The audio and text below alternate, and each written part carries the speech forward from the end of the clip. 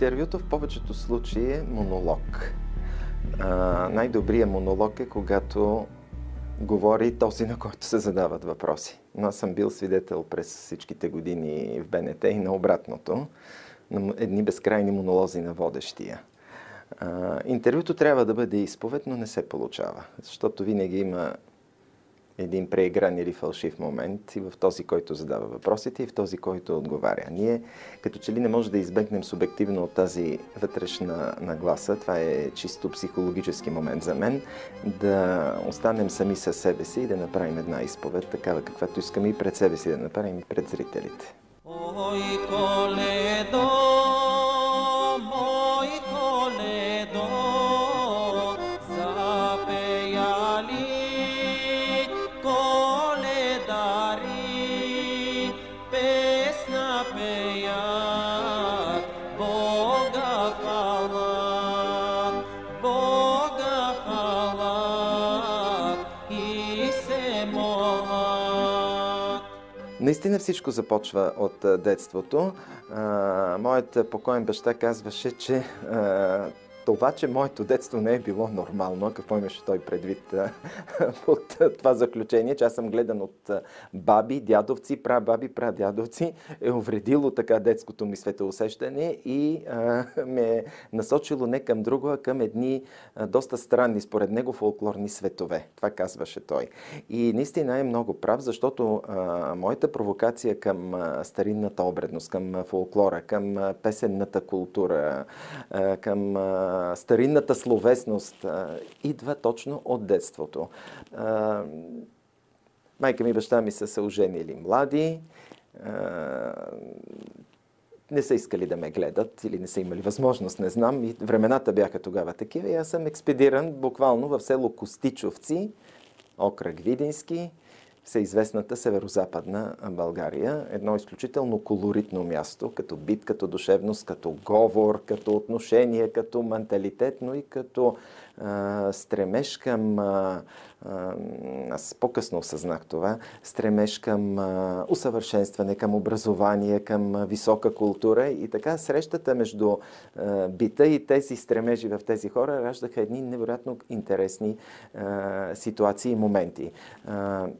Това ми даде възможност да погледна с други очи към миналото и към фолклора. И това отключи в по-късни години моя траен интерес към фолклора. Дай ни, Боже, помогни ни да се роди златно жито, да се роди златно жито, златно жито, руйно вино. Един различен свят, нещо, до което не всяко дете може да се докосне. Животът на село е много различен, като бит, като душевност, като взаимоотношения, като хранене, ако щете, като култ към мъртвите, като старинна обредност, да речем, ако се случи някоя сватба, аз съм присъствал и на такова нещо. Говора на този край е толкова цветен, толкова колоритен, толкова жив, че и до ден днешен мои близки приятели и колеги ме карат да говоря по този начин. Аз си спомням, че бях направил една невероятна пакост като дете. Дядо ми беше страшно възмутен. Нито ухото ми изтегли, нито ме удари, само ме хвана за тънкото вратле и ме заведе в курника, затвори ме отвън и се върна на работа. И така ме откри баба ми вечерта. Какво сте направили, вече тя по друг начин се отнесе с мен, няма да влизам в тия подробности, но вечерта стои и казва следното, което може би ще трябва да преведа. Още ютре експедиция Димово София и че са маиняш от тук и аз заради тебе пред жените за укор нема да ставам. Тоест ще ме експедира до София, укор може би идва от тук за смях или за порицание, но този цветен говор още стои в мен и ме провокира. Това и отношението ми и към песните дойде от тук, и към фолклора. Например, спомням си, когато почина моята прабаба, аз не бях докосвал точно до тази обредност, която е свързана с цикъла на живота, с колелото на живота, нали, раждането, любовта, сватбата и вече тази цикличност, която е много характерна за фолклорната култура, смъртта. Тогава се докоснах до нещо страшно различно. Нали, целият двор се изпълни с хора, които започнаха да плачат, да нареждат. Това бяха едни старинни песенни балади. Аз такова нещо не бях видял. Буквално една тъжна музика, която бликаше много спонтанно от тях. Не знам дали са били естествени или не, но това е първата ми среща с оплаквачките, за които по-късно съм чел при Михаил Арнаудов. Тръгваме, например, за гробището. Баба ми кълнеше: Господ да ги убие, къде са направили това гробище пред стая вода да се минава. Т.е. да се минава през вода. Аз казвам, защо трябва да е през вода? Та да се не плътат, вика, и да се не върне некой. Т.е. това е границата между един и другия свят. Затова казваха на гробището от дънък или от татък. Т.е. ти трябва да минеш през някаква граница и това е границата, която разделя живият, реалния свят от това, което е невидимо, непознато, странно. Но разбира се, баба ми, аз не може да ми предаде тези неща, аз съм чел след това, но тя ми формира истинското отношение към тази традиция, към тези стойности, изобщо към старинната обредност. Да е сита годината, да са здрави дечинята, тебе поем, домакине, Бога молим, Бога славим. Когато е Великден, се боядисваха толкова много яйца. Във Видинско те се казват перашки. И аз виждам 3 огромни кошници с яйца. Вече по-големи казваме: бабо, за какво са ти толкова много яйца, бе? Абе, как може? Кой ще изяде това нещо? Ягле много са били. Що че са много, но колко гостя, че ми дойде за Великден, я че раздадем половината. А само у гробищата, като се отмъкнем колко народ измрел, имам я на свеки, като натурам нагоре, но че свърши. Спомням си, че баща ми ме беше взел на море, когато съм бил, може би, на 5 години. Тогава се качих за първи път на самолет. Отиваме, едни дупки по пътя, аз говоря на диалект. Шофьора спрел, се обърна и казал: бе, къде е расло това дете, бе, другарио? Къде, бе, какъв е този говор, бе, какво е това нещо? И баща ми каза: край със селото, в София, и насилствено прекъснаха, нали, моят престой през лятото. Да. Давай, чичо, давай, бе, чичо, една буца кюмур, бе, чичо. Давай, чичо, давай, бе, чичо, една буца кюмур, бе, чичо. Да ти дава здраве Господ, бе, чичо, на жената, на децата, бе, чичо. Да ти дава здраве Господ, бе, чичо, на жената, на децата, бе, чичо. В продължение на това, че детството ми не е било много нормално, вече като дойдох в София в първи клас, дойдоха на някакво прослушване. Аз не знаех откъде са хората, но беше една изключително тежка и авторитетна комисия. Това после съм осъзнал, че е така. Някакви там лели и чичковци изпитваха ни. Приключи това нищо. След една седмица казаха да доведа родителите си в училище. Първата реакция на майка ми беше: пак ли нещо си направил? Нищо не съм направил, не знам, викат ли за нещо. Ясно, те не викат за това. И отидоха там и баща ми е смятал, че аз нямам никакъв музикален слух, защото някакви песнички са ме карали да пея, а той беше музикален и пееше и преценил, че аз не съм увреден и фалшив, изобщо не мога един тон да възпроизведа. И там казват: вашето дете с още едно са одобрени за детския радиохор и за хор Бодра смяна, вие трябва да изберете в кой. Момчетата са дефицит, пратете го в детския радиохор, защото те пътуват повече. Обаче аз не знам защо съм се заинатил, че ще пее в Бодра смяна неща радиохора, и така попаднах в Бодра смяна. Смятам, че това е една уникална детска школа, която е формирала страшно много полезни неща в мен. Бодра смяна е не само начин на музициране, пеене, но Бодра смяна е начин на живот. С Бодра смяна сме записали неща, които и до ден днешен не мога да си обясня как сме ги записали. Аз бях на 8 години, когато влязах в второ и първо студио на Българското радио, за да записвам Бритън, Хендел, детски песни.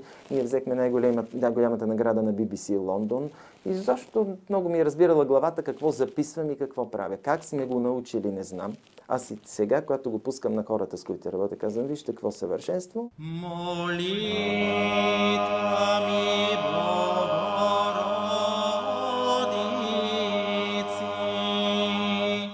спаси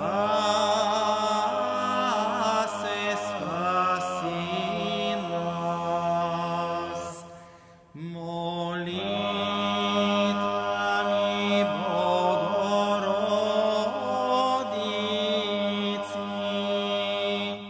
спаси нас. Като приключи така одисеята ми бодра смяна, като почнах да мутирам, попаднах в детската радиостудия, водена от Славка Матова. Тогава се обяви един конкурс за дечица, дече водят радиопредавания. Отидох, взеха ме. Но не се задържах много там, защото на следващата година обявиха тук в Българска национална телевизия конкурс за водещи на студио Пионер. И дойдох тук на конкурс, никога няма го забравя, беше в трето студио. Сигурно имаше около 300 деца.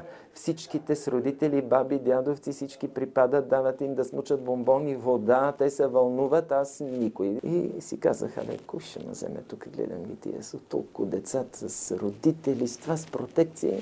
И към няма стане нищо. И още края на тая седмица се обадиха и аз дойдох тук. Това студио Пионер го водих до казармата.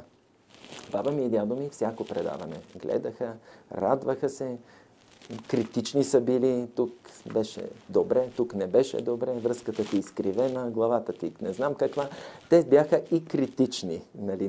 Не само да ора, нашето дете се появява по телевизията. По-късно, когато запях, вече много радости имаше и възторзи от тях. Моята баба ми е разказвала как в онези години на коопериране в селото са идвали големи певци от рода на Борис Машалов, Гюрга Пинджурова, Борис Карлов, Атанаска Тодорова, Магда Пушкарова. Това беше поколението, за което фолклорната песен и култура значи много. А певеца на това не е някакъв пиедестал. И баба ми каже, аз никой не съм си представила, че ти ще пееш. Даже вика, стоя пред радиото и не вярвам, че те обявяват тебе. Аз съм веднъж заварих прадядо ми, който плачеше пред радиото. И викам, аз не вярвам, че ще пусна тебе. Боже, как е възможно това?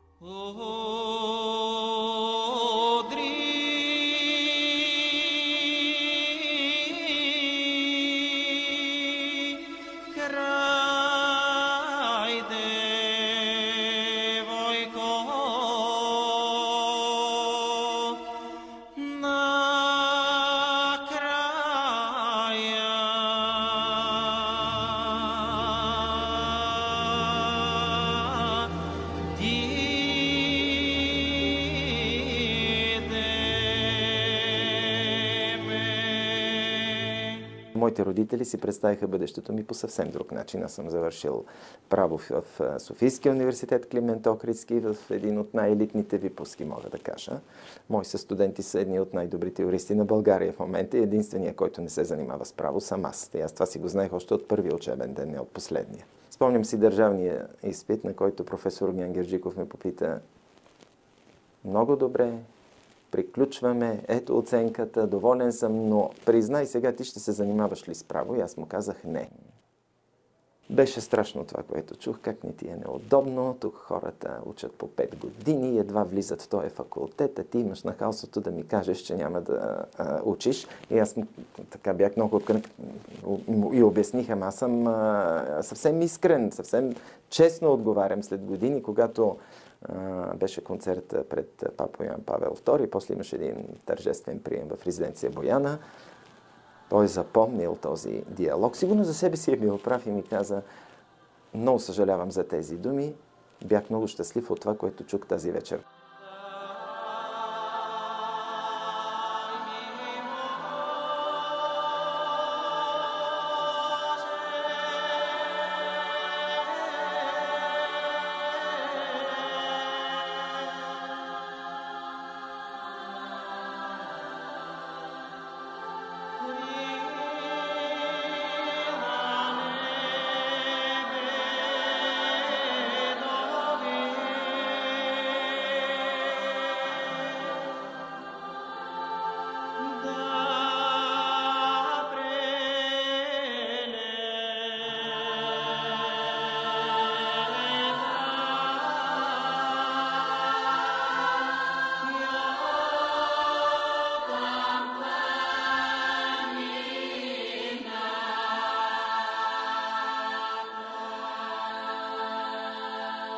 Да пренебрегнеш възможностите, които дава висшето юридическо образование, наистина е рисковано, но аз имах алтернативи. Когато завърших юридическия факултет, професор Кирил Стефанов, дългогодишният диригент на ансамбъл Пирин, беше председател на управителния съвет на Балкантон, а току-що беше излязла моята първа дългосвиреща плоча. Аз да кажа, че имам и дългосвиреща плоча. Това вече... Ако каже някой млад човек нещо за плоча, той ще се чуди какво е това. Но някога в България имаше само плочи.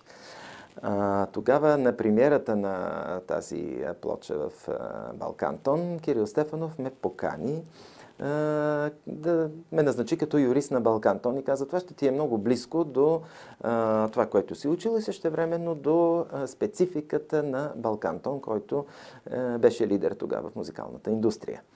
И така, на следващия ден, дето се казва, аз бях назначен за юрисконсулт на Балкантон.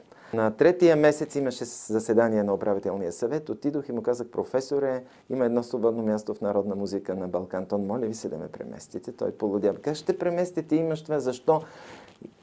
Изпит ще имаш тук по фолклор. Почна да ме изпитва. Изпита ми се струва толкова елементарен, но за него той смятал, че аз ще катастрофирам на първата крачка, но не само, че не катастрофирах, той защо не можа да ме хване в нито една грешка.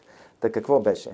Певци, стилове, песни, области фолклорни, певици, аз всичките тези знания ги бях попивал през годините. И той не можа да ме хване, ако ми каже Соня Кънчева, аз знаех репертуара, областта, Роза Цветкова, ансамбъл Филип Кутев, Пирин, нямаше нещо. Т.е. спецификата на редакторската работа.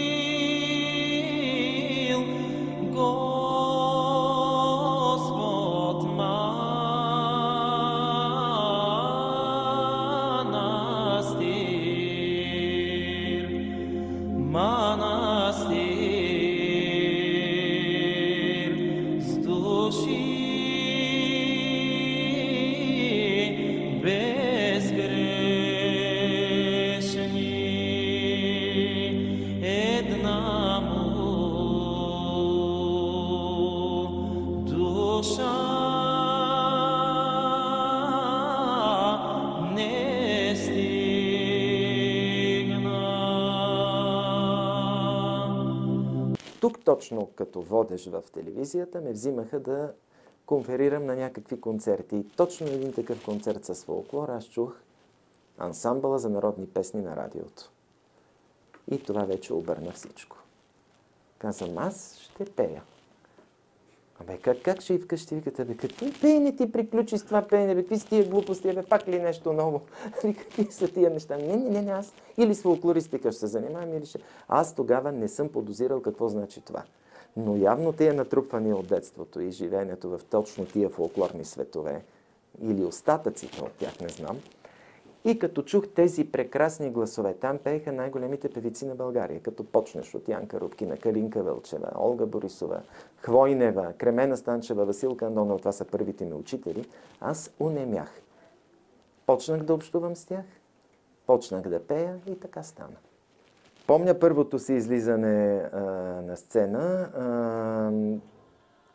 години, като съм обикалял вече с тези певици от радиото, аз бях понаучил песни, те ми показваха нещо и реших в селото на баща ми, Кремиковци, имаше някаква вечер. Те ме ползваха да водя там програми. Казвам, аз искам да изпея нещо. И точно Йорданка Кирилова, тя първа ме пусна, вика, ти пял ли си някога, как ще пееш, кой ще свири? И викаме тия музиканти, бе, как ти имаш ли представя как става това? И стана.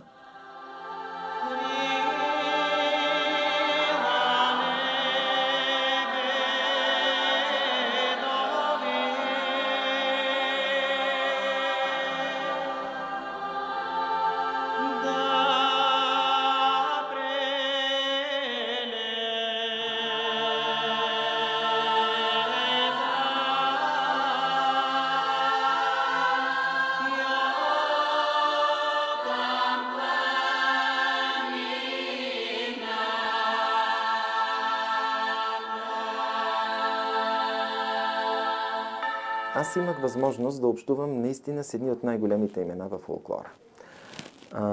Наред с елитните солистки на някогашния хор на Българското радио, по-късно Мистерия на българските гласове, аз имах лично общуване и приятелства големи с Костадин Гугов, Йовчо Караиванов, Димитрина Кунева, Верка Сидерова, Магда Пушкарова, Павел Сираков. Колоритни, различни, всеки един от тях е някакъв неповторим свят. Костадин Гугов, от него съм научил, той е академия. От него съм научил толкова неща, без да ми казва, пее се така или не се пее така.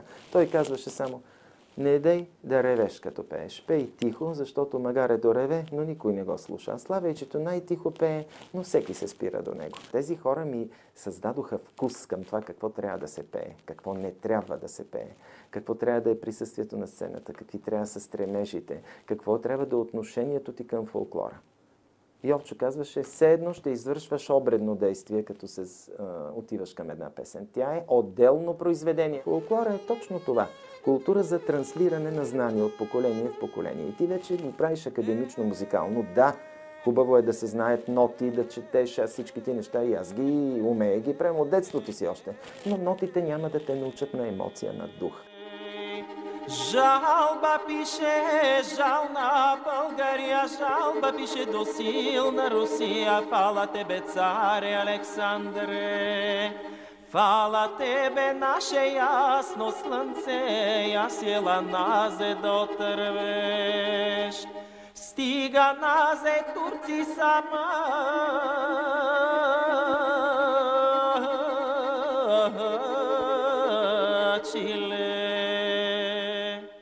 Когато дойдох, телевизията беше една, днес е друга. Все пак това е 93-та година. Тогава имаше само една телевизия, тогава духът беше различен, стремежите, резултатите бяха различни.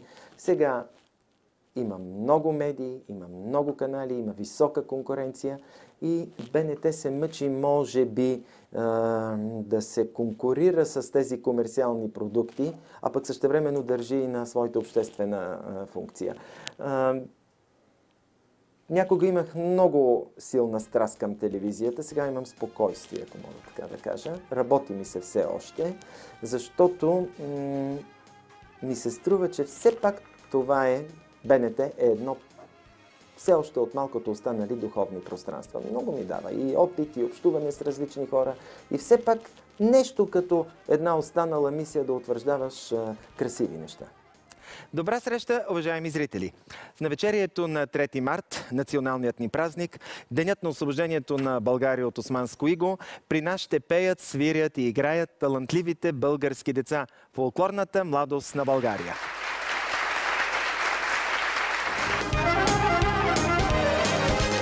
Аз се стремя да правя различни неща. Не искам да повтарям песни на този или стилови или на онзи, нищо. Всичко, което имам като натрупвания, съм го открил аз.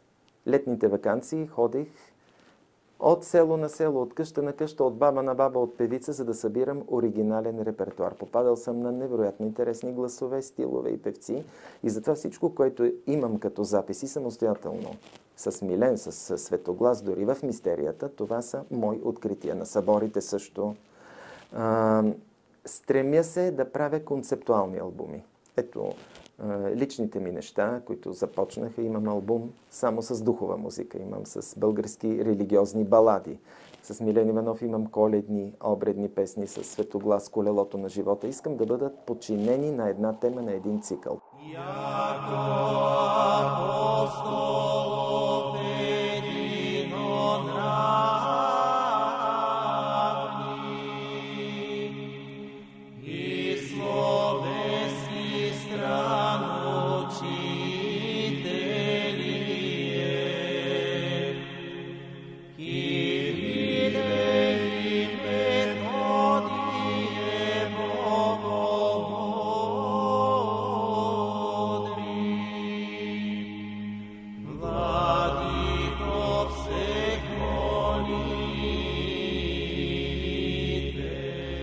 Аз съм певеца, който има най-много записи в момента в Българско радио. Те са над 350.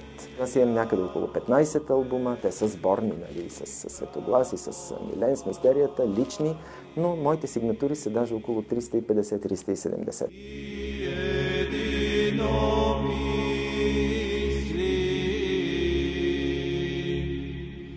Аз се стремя да имам многообразие в моята версия на интерпретация. Имам солови неща, имам страшно много дуети с Милен, имам работа с мистерия на българските гласове, имам с смесени квартети работа, имам с квартет Светоглас, който напоследък работим, защото решихме да извадим от забрава красотата на мъжкото пеене, което много е пренебрегвано, защото българския фолклор не е само красотата на женското пеене и мистерията. Ние имаме прекрасни мъжки вокални практики. Ето ги групите, които са от Банско, от Разлог, тук в Западна България. Това някак си изостана. Така че аз се стремя да постигна една звукова палитра по-различна. Израсло дърво, дърво високо,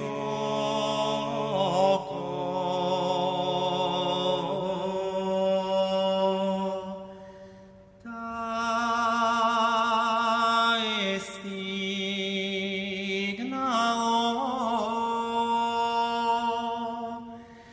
синьото небо. На времето с Олга Борисова ходихме при една леля Жана Филипова, живееше на Хан Аспарух. Една изключителна жена от старата аристокрация на София, която ни гледаше на кафе. И аз до тогава бях ходил в Съветския съюз само и в Куба, защото баща ми работеше там, брат ми е роден в Куба. И тя ми викаше: о, ти ще ходиш по света, ще обикалиш. Аз викам: боже, тая женица не е добре вече. Ама, не е ли нормално с годините? Викам: къде ще ходя? И в крайна сметка това се оказа така. Дали е случайно или не, дали има предсказания, не знам, но така е хубаво някой да ти предскаже нещо красиво, което в крайна сметка се сбъдва. Пътувал съм къде ли не, може би само в Австралия не съм ходил. Се не се получава за там. Това са самостоятелни изяви. Изяви с мистерия на българските гласове, може би най-много. След това с Милен и квартетата Светоглас, с по-малки камерни групи от Пирин, от Филип Кутев, почти навсякъде в Европа, и то в най-престижните концертни зали на света. Royal Festival Hall, Albert Hall, Barbican Center, концерт Гебон в Амстердам, но наистина най-представителните зали на света. Защото българския фолклор се оказа, че е една неизменна част от световния музикален афиш, независимо от каква форма. Когато България подписа присъединителния договор за Европейския съюз в Люксембург, ние пяхме. Пяхме пред най-големите представители на Европейския съюз в Торино. Когато дойде папа Йоан Павел II, пак.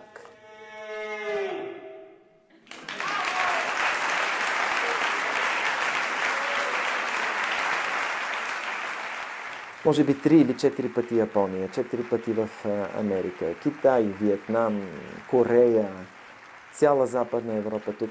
Навсякъде разпознават и харесват това старинно българско фолклорно изкуство. И то е резултат не от мои или на някои други заслуги, то е едно многогодишно натрупване.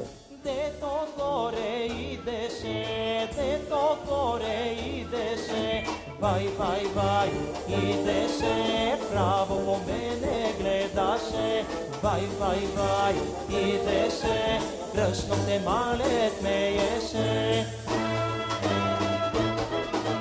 Днес се работи по-свободно. Аз съм така захванах този период, който имаше, направо ще го кажа, цензура по отношение на това какво пееш. И колкото и ограничения да имаше, всякото пипнем от тези ленти е стойностно и е останало. Сега сме на другия полюс. Всичко е позволено. Чувам такива аранжименти, от които се срамувам. Това някога и в ресторант не се позволяваше.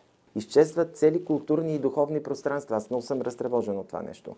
Някога, да речем след Кюрчийски, висотата на Кюрчийски, Стефан Мутавчиев, Драгостинов, ако щете, всеки, който нещо е понучил на синтезатора, днес може да ти направи аранжимент и той се обявява за композитор.